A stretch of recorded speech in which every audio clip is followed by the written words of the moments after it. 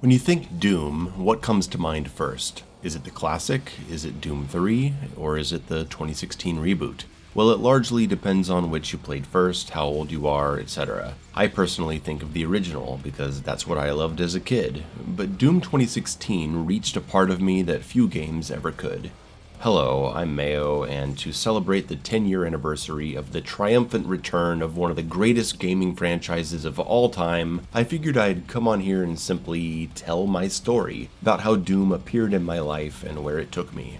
As far as I recall, I played the first Doom when I was around elementary school age, visiting relatives on a family vacation.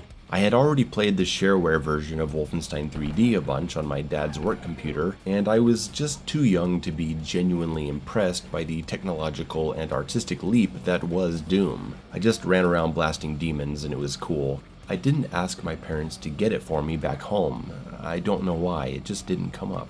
Another family trip, another chance to play this cool violent game called Doom, but that was it. Back home I played Mortal Kombat, Super Mario World, F-Zero, and Streets of Rage. But a couple years later, I was at a backyard barbecue of a neighbor, and while everyone was socializing, talking about Jesus or whatever, I got to use his computer, and there it was, the ultimate Doom. All Doom episodes together, plus a new chapter.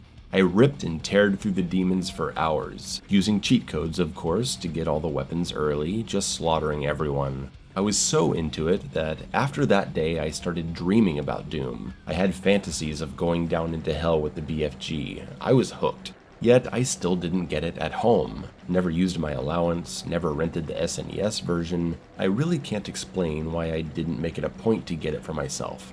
One Christmas, when I already had a PlayStation, where I was deep into Twisted Metal and Resident Evil, I was given a choice: Mortal Kombat Trilogy or Final Doom. And, well, I didn't get either. I don't even remember what I got. Doom slipped through my fingers again. Years later, using a peer-to-peer downloading service, I downloaded Doom and just played it a bit, and forgot about it. I guessed my Doom days were over. In 2004, I built my first custom PC. Well, my friends built it for me, but it was mine. I built it so I could play the hotly anticipated Doom 3. And while it is a good game, I only played it twice, and I find it difficult to go back to. I left it behind in favor of Half-Life 2, Fear, and Unreal Tournament. Flash forward to 2015, and I'm seeing all this talk about a mod called Brutal Doom that adds lots of gore and new weapons into the game, and I just had to try it out. God, I loved it so much. I played it religiously for like a year and a half, exploring the world of user-created maps, playing them with the Brutal Doom mod, and without it. I rediscovered my love for Doom just the way it is, so while at home I was rocking Brutal Doom, at work I had Classic Doom on my laptop, playing it during breaks and lunch, keyboard only like people did back when it came out. I truly got the full spectrum of experience. What's probably surprising to you is that the 2016 reboot completely passed me by. I was happy enough playing Brutal Doom, and more importantly, I didn't have a dedicated graphics card in my PC at the time, and I refused to play it on console with a controller. No man, too fast, too crazy, so I waited. Near the end of 2016, I finally gave up and asked a friend to let me borrow his PS3 copy. I played with controller, and you know what? I had a great time. The violence, the music, the art style, the guns and gore. I played for days, quickly getting to the point where I could handle Nightmare. And then I went for Ultra Nightmare, Deathless, and my god was it hard.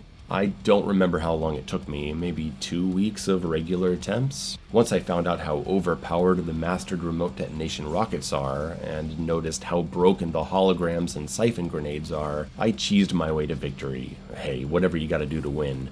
Sadly, my victory was quite deflated because I ended up hospitalized right when I was near the end of the game. Last level, I used the trick where I killed the power to the PS3 halfway through the level and the game saved my progress. I spent time in the hospital and I got better after a few days. I got to come back home, but I was sore, I was medicated. So opening up Doom to finish the last few fights wasn't as exciting as it should have been. I beat Ultra Nightmare in a medicated daze, and it was like, well, alright, that's done.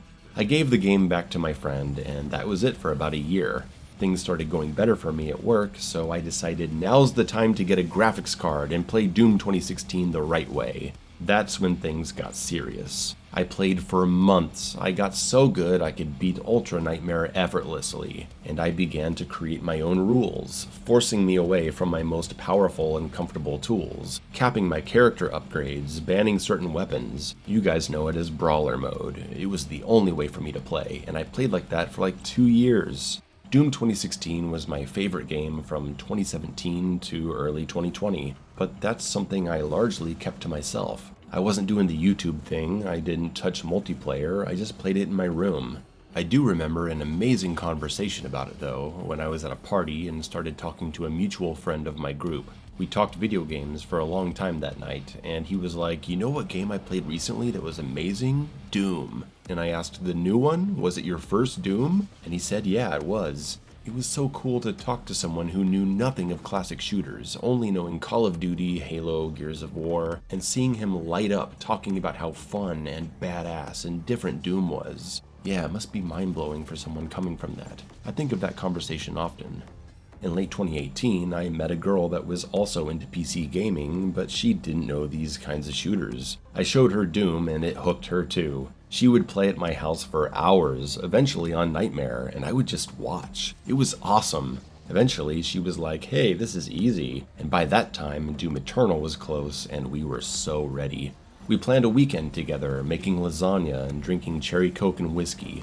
30 hours of Doom Eternal in one weekend. A couple weeks later, I made my first video on the Marauder, and it blew up, and well, you know the rest. Suddenly, I wasn't just a guy playing Doom in his room. I was a known figure. I started the podcast, eventually got to know Hugo, and the direction of my life changed with me doing YouTube full-time to support myself during the pandemic because my normal work shut down.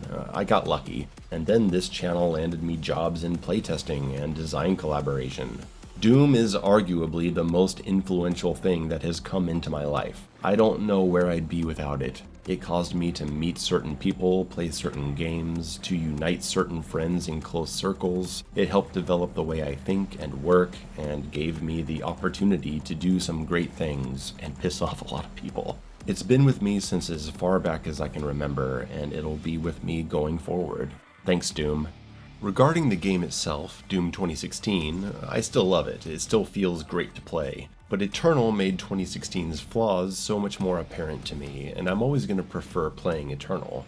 But I get what people prefer about 2016. The art style is darker, moodier, more consistent. It doesn't have to tutorialize everything, and the story is generally less intrusive. It's less video gamey and more serious. It has the environmental glory kills, it has an arguably more impressive soundtrack, the old school secrets, the integration of power-ups, the attitude of the Slayer and the way Samuel Hayden is. I totally get it. I mean, it was my favorite game for 3 years. And when I jump back into 2016, I see that gorgeous art style and I think, yeah, this is the best. But really, by about halfway through the game, I just want to go back to Eternal because I like the gameplay more. I find Eternal way more satisfying to play, and at the end of the day, that's what's going to keep me coming back. Well, that's going to be it for me. Happy 10 years to Doom, and thank you all for tolerating my story.